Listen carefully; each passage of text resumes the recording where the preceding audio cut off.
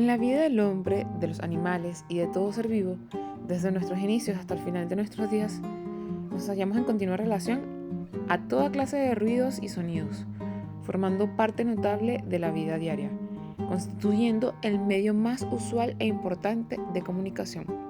Muy buenas tardes, mi nombre es Tatiana Tirado y el tema a exponer es ruido ambiental y ocupacional.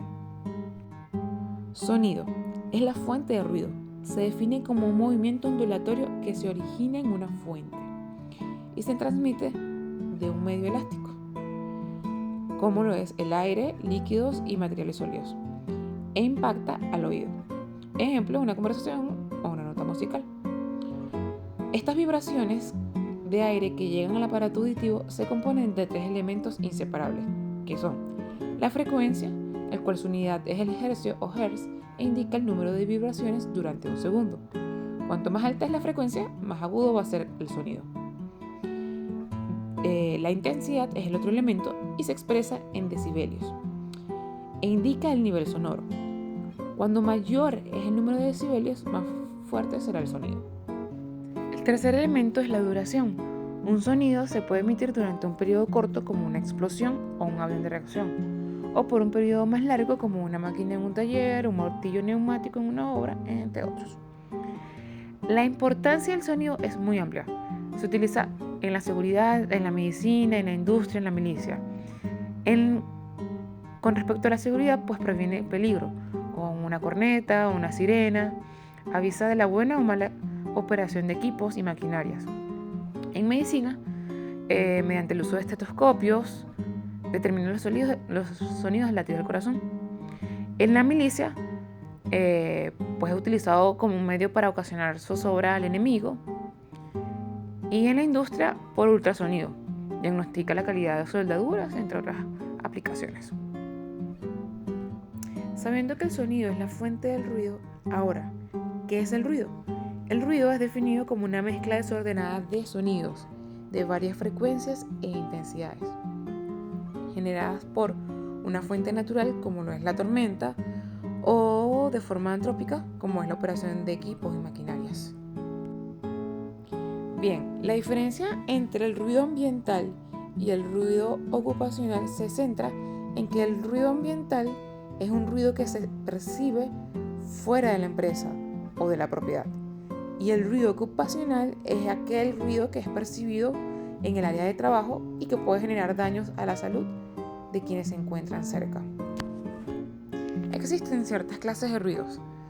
Existe el ruido continuo, que es aquel cuyo nivel de presión sonora permanece casi constante, iguales o menores a un decibelio. Este sonido se produce por maquinarias que operan del mismo modo sin interrupción, como por ejemplo los ventiladores, bombas o equipos de proceso. También existe el ruido fluctuante, que es aquel ruido que presenta fluctuaciones en el nivel de presión sonora, cuando la maquinaria opera por ciclos o cuando pasan vehículos aislados o aviones. El nivel de ruido aumenta y disminuye rápidamente.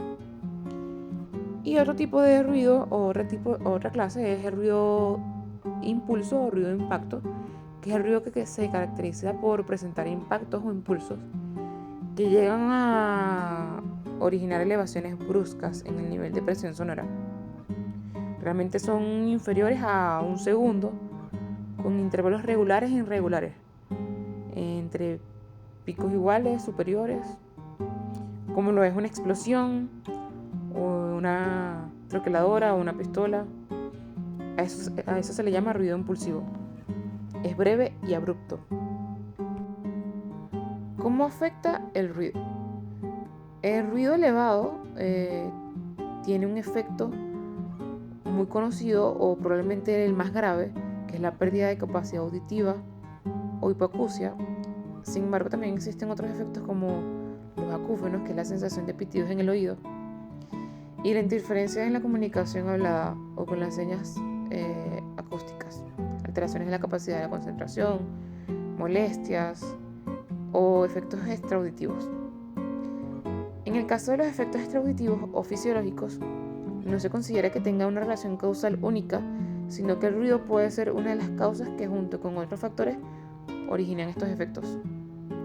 Entre todos estos efectos se pueden citar el aumento de la frecuencia respiratoria, aumento de la tensión arterial y arteriosclerosis, aumento de la incidencia de úlceras gastroduodenales y de la acidez, alteraciones de la agudeza visual y el campo visual y la visión cromática, trastornos del sueño, cansancio, irritabilidad, inquietud, inapetencia sexual, alteraciones de la concentración y algunas hormonas de la sangre.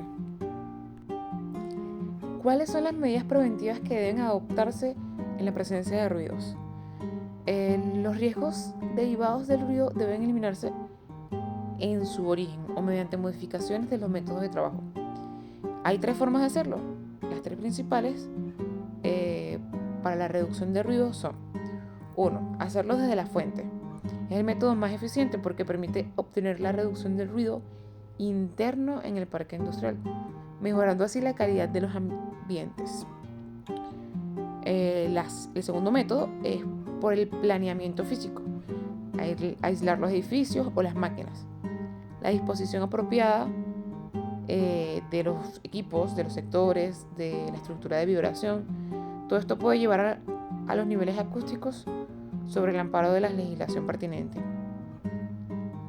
Y el otro método es por el control sistemático de los niveles de ruido, no permitiendo que estos se eleven por el desgaste o por falta de mantenimiento de la maquinaria a niveles excesivos.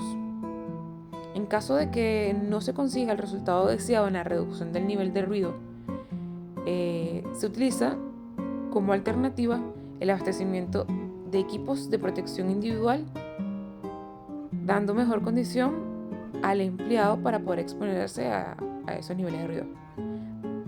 Para concluir, además de que la empresa implemente medidas de control para disminuir, controlar y eliminar la exposición al ruido, tiene que contar con un sistema de gestión de seguridad y de salud en el trabajo que incluya el riesgo del ruido. Adicional, implementar un programa de vigilancia ambiental y de la salud y capacitar a los trabajadores sobre la exposición al agente de ruido.